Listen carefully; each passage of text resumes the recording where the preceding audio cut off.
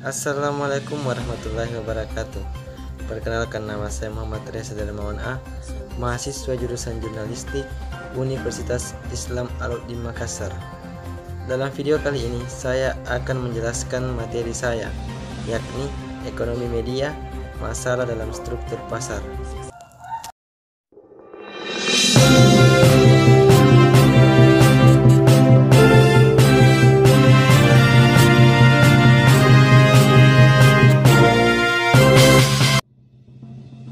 Jadi, struktur pasar dapat didefinisikan sebagai sebuah struktur yang mengacu pada karakteristik organisasi pasar guna menetapkan atau menentukan perilaku dari suatu perusahaan dalam suatu industri.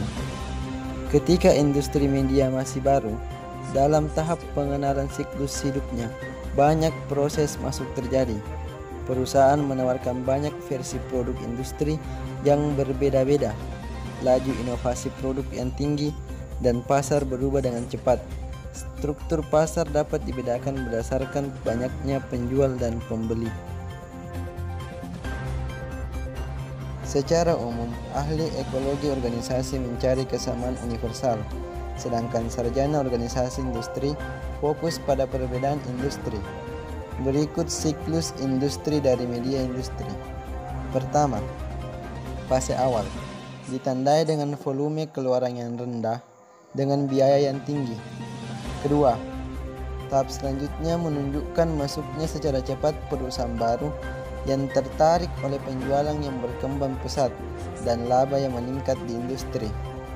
Tahap ketiga, dari siklus hidup yang tidak meyakinkan, di mana akan terjadi penurunan jumlah perusahaan dibarengi dengan menurunnya permintaan.